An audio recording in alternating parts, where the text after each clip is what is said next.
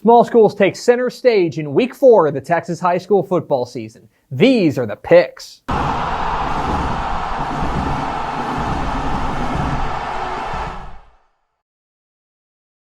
Welcome into the picks presented by Visit Arlington, your guide to the Texas high school football weekend. My name is Greg Tepper of Dave Campbell's Texas Football and TexasFootball.com. Thank you so much for tuning in for week 4 of this little show where we predict the biggest and best games of Texas high school football all across the state. If you are a big school snob, don't worry. Your time is almost here. Next week, week 5, is when the big schools, 6A and 5A, will join the party. But for now, there's big-time small school matchups all across the state, including ranked heavyweight showdowns between teams of different classifications. We start in East Bernard.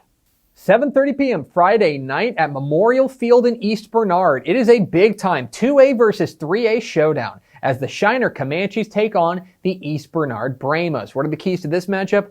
Key number 1, Brooks was here, and that is a Shawshank Redemption reference to bring about the topic of the Brooks brothers, the running back duo for the Shiner Comanches. Doug and Dalton Brooks are just sensational. They pace this really high-powered Comanches offense, and they have looked every bit the part of a state title contender, thanks in large part to the duo. Doug is probably the thunder to Dalton's lightning, but both of these guys are big-time weapons, and they are going to be a handful for everyone they face, including East Bernard this week. So how does East Bernard deal with a problem like the Brooks brothers? Key number 2, East Bernard's play action. So East Bernard runs the slot T, and here at Dave Campbell's Texas Football, we believe that the slot T is the devil.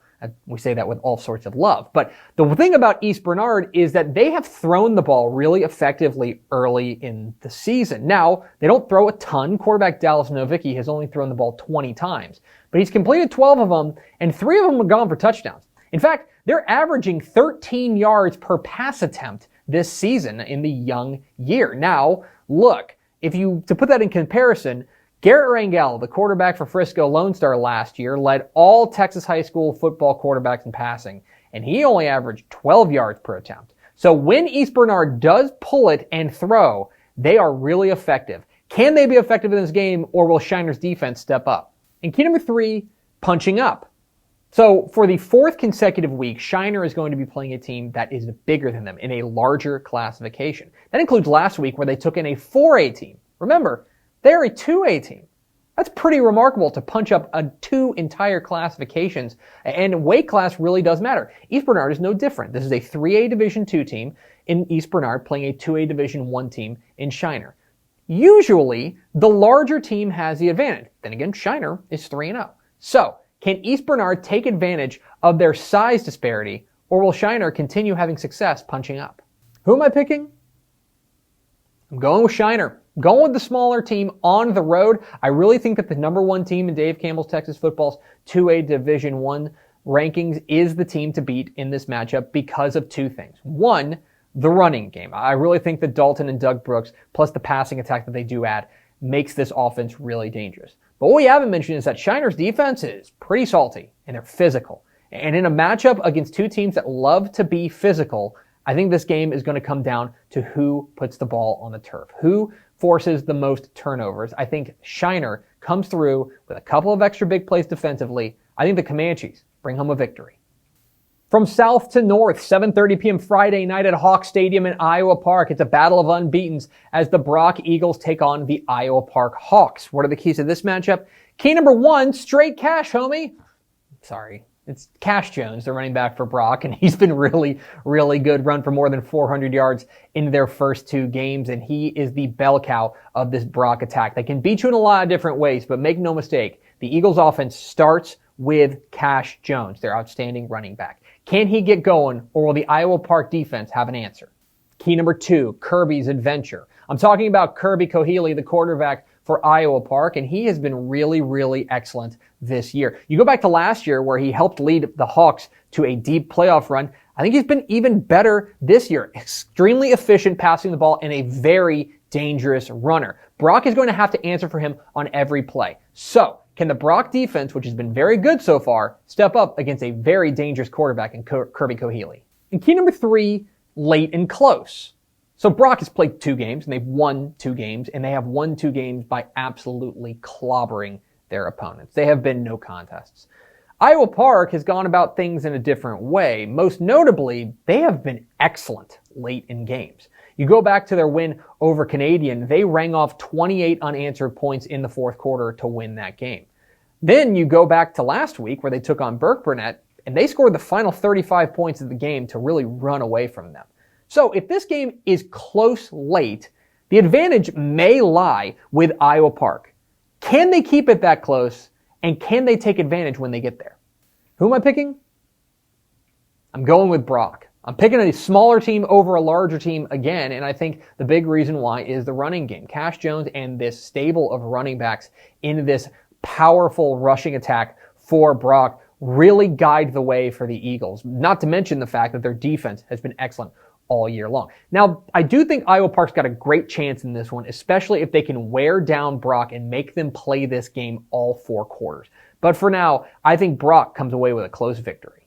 7:30 p.m. Friday night at Eagle Stadium in Argyle. It's a number 1 versus number 2 showdown in 4A Division 1 as the Argyle Eagles take on the Waco Vega Pirates. And this is the 5th time in 3 seasons that these 2 teams are going to play each other.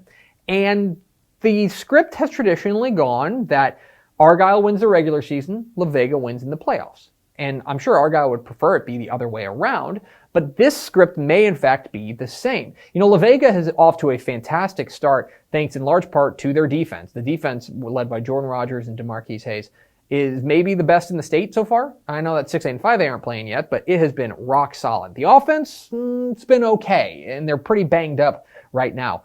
One thing I think is interesting is that I think this is going to be the first time that La Vega is facing a passing attack led by C.J. Rogers at Argyle that can really test their secondary. They played a lot of run-heavy teams so far, so this is going to be a big test for the secondary. All eyes are going to be on the front, right, with the Argyle offensive line up against this ferocious front 7 for Waco La Vega. I think this game is really interesting, but I think that traditionally you're going to see Argyle come out of the gates faster than La Vega. I think that holds true here. I think Argyle is a little bit more of a finished product right now, and especially being at home, I think the Eagles bring home a win.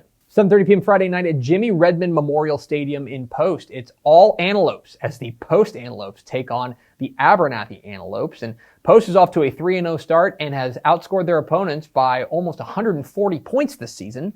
Yeah, they have been unbelievable with quarterback Slade Pittman and their outstanding running back in Ashton Jefferson. They look every bit the part of a state title contender. Going up against an Abernathy team that I think is kind of reinventing itself right now. They've got a new coach, you remember, in Justin Wiley, and they have made themselves into a defense-first squad. Matthew Deanda, their linebacker, has been fantastic, and he has led the way for their defense so far. But this is a huge test against Post, who is looking every bit the part of a title contender. I think that continues. Give me Post.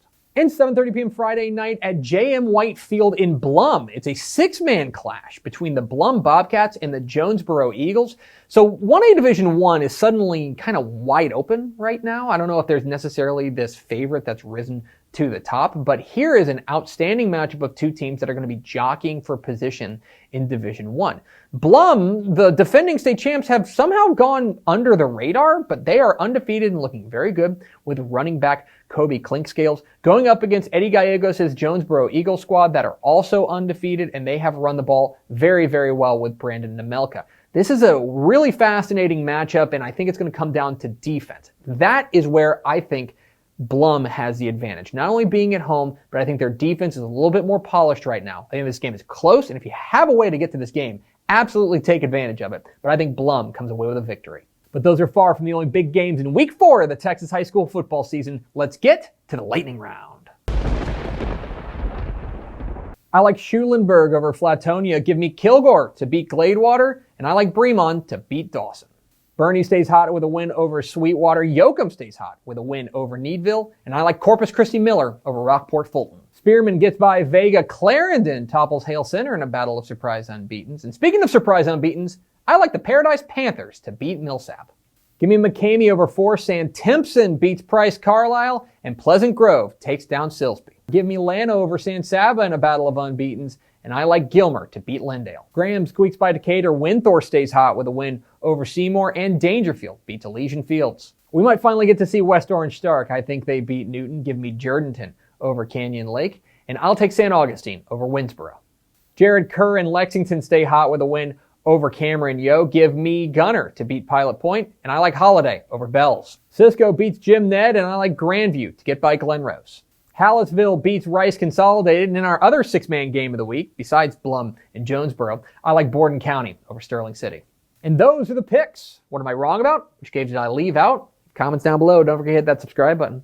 Follow us on Twitter at DCTF. Like us on Facebook, facebook.com/Dave Campbell's. Follow us on Instagram, instagram.com/Dave Campbell's. And of course, see us at texasfootball.com. Thanks for watching. Enjoy week 4 of the Texas high school football season. Be safe, wear a mask. We'll see you.